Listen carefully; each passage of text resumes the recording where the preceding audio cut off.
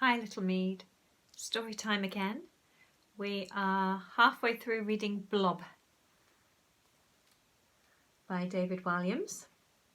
We've met this little boy Bob and we have left him in the zoo, and he's going around cheering up all the sad, unpopular animals, and he's making them do tricks and silly things, which is creating quite a crowd around the usually unpopular animals.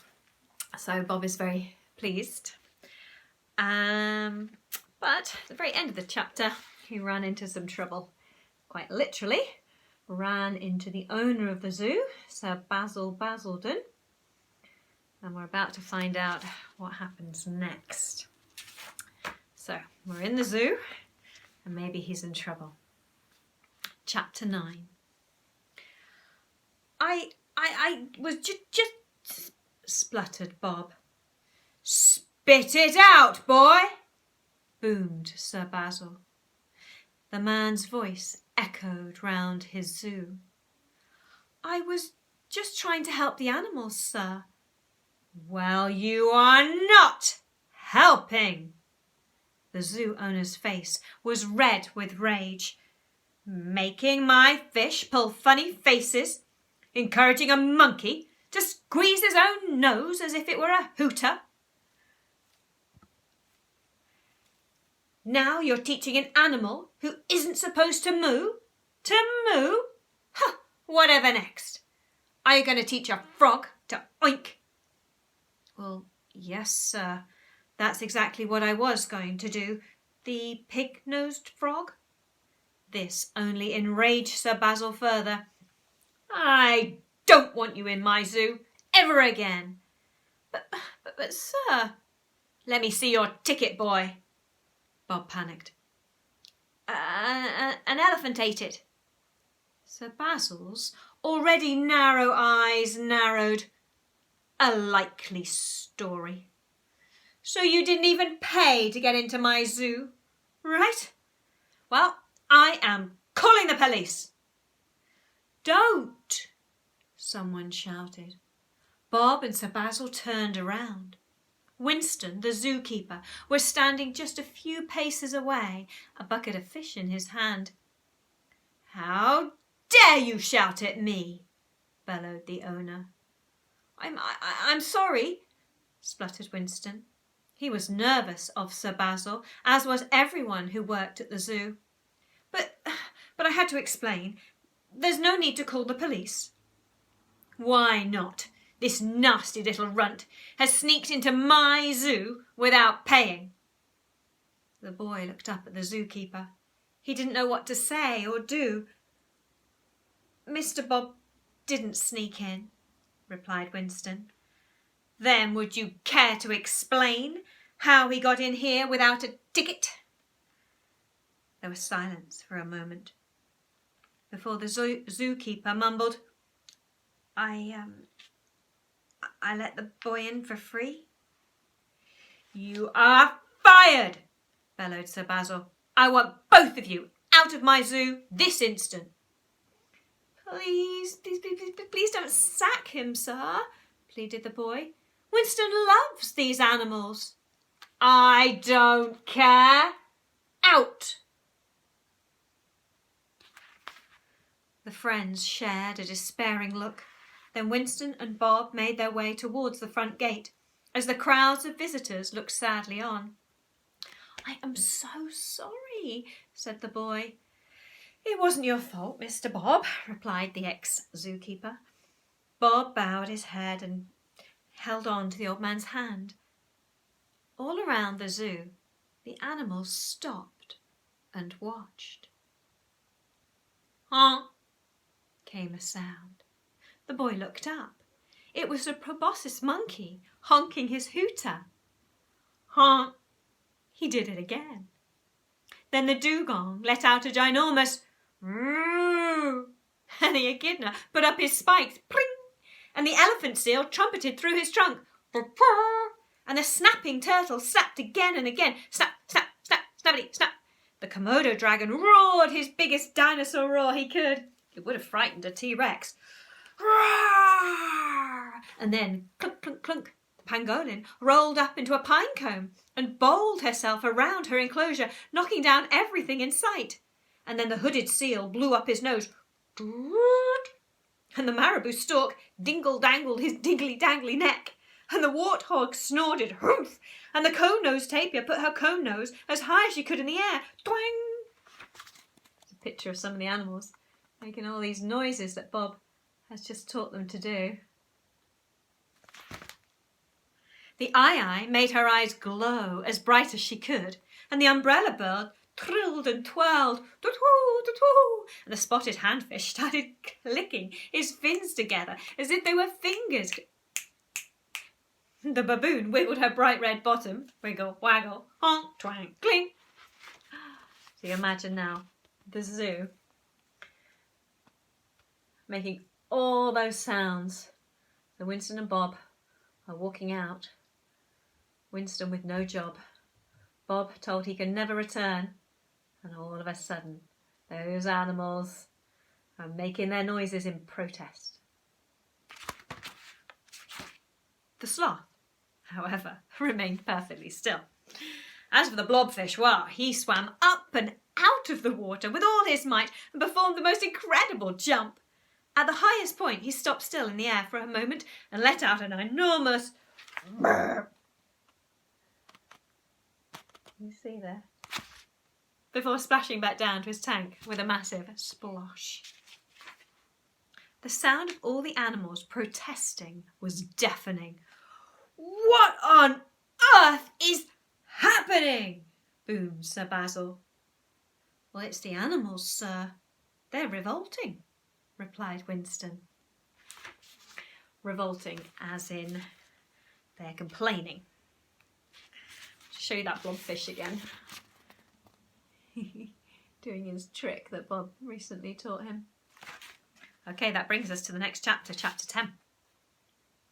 "I know they're revolting," that's the other meaning of the word, bellowed Sir Basil.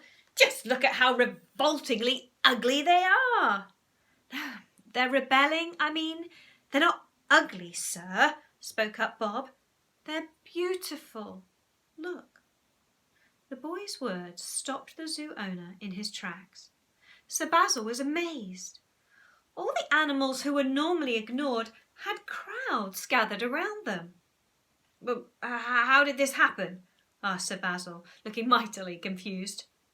The boy smiled, but he was too shy to speak up for himself. His friend Winston took over. "It was all thanks to this young boy here. Mr. Bob loves this zoo, but his grandpa can only afford to take him once a year. It's his absolute favourite place to go, so I let him in without a ticket."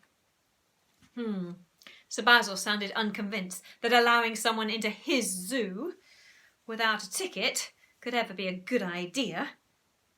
Well, you see, he loves the animals who most of the other visitors to the zoo completely ignore.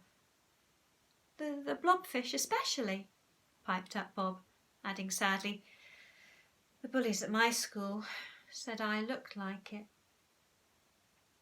The zoo owner studied the boy's face for a moment. Yes, I can see the resemblance." There's Bob and the blobfish. "They call me Blob," added Bob. "I've always had a funny face. I come from a family of funny faces. My grandpa has a funny face, as did all his relatives. I suppose that's why I feel so at home in the zoo around the animals. It's full of funny faces." "Who are these bullies?" asked Winston. "Oh, just some boys at my school." The boy looked down at his feet. "I'd like to meet them," replied the zookeeper, a look of anger flashing across his face. "Me too," said Sir Basil. His eyes were wet with tears at the boy's sad story.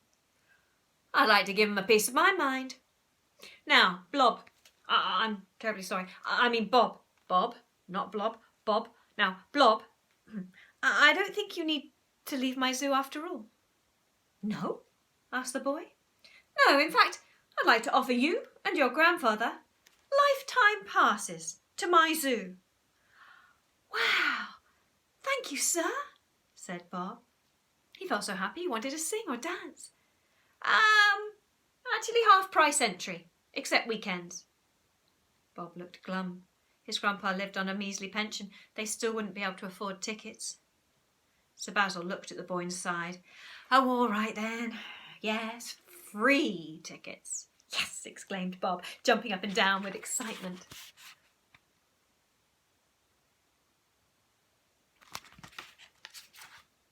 There were murmurs of interest from the crowd of visitors who had gathered around the three. But just so you know, everyone, said Sir Basil, addressing the crowd, this is very much a one-off. People murmured and tutted before moving on to catch a glimpse of all these beautiful animals the boy had befriended. And Winston, you can keep your job. Oh, thank you, sir, exclaimed the zookeeper. But you are not to let anyone else in for free. Ever, ever, ever. Do you understand me? Yes, sir. Good. Now get back to work. Yes, sir. Bob put up his hand. What about the pig-nosed frog, sir? What about it, boy? Well, I never had the chance to see it. It's the frog none of the visitors come to see, as it has a rather unusual nose. Yes, it's more of a snout, hence the name pig-nosed frog. Well, I think it's time we taught it to oink. We? Asked Sir Basil, arching an eyebrow. Yes, we. Well, it was quite something, seeing Sir Basil Basildon down on his hands and knees in the mud. He had joined Winston and Bob beside the tank of the rarely seen pig-nosed frog. As if having a pig nose wasn't enough, this frog was also purple and rather chubby. She looked like she'd been inflated. Indeed, the frog might be mistaken for a balloon. The poor animal had been laughed at or screamed at so many times, she now spent most of her time hiding behind a rock at the back of her tank. However, the rock she hid behind wasn't quite big enough, and the trio could clearly make out a big purple bottom sticking out at one end. Bob pushed his face up against the glass. Oink! Went the boy. Oink, oink! The purple pig-nosed frog didn't move. So Winston joined in. Oink, oink! The creature stayed still. The pair looked at Sir Basil, for help. Oh, I'm not sure this is such a good idea, he pleaded. Oh, the frog needs all our encouragement, sir, replied Bob. Please.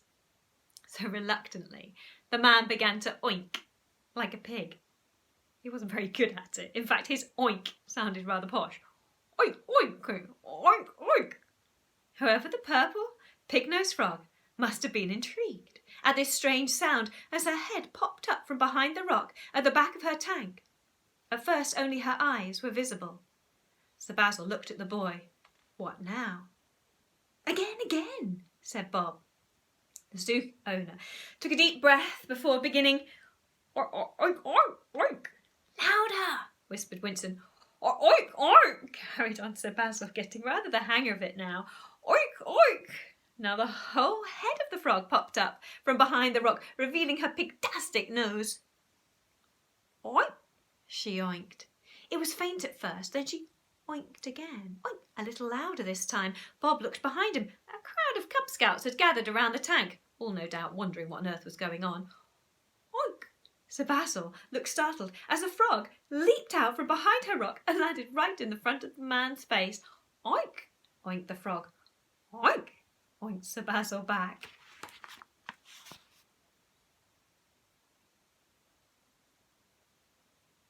I have to leave it there for today. So, that final animal, that final unloved animal has had her turn at some attention. Okay, little meat. See you tomorrow. Bye. Thanks for joining me.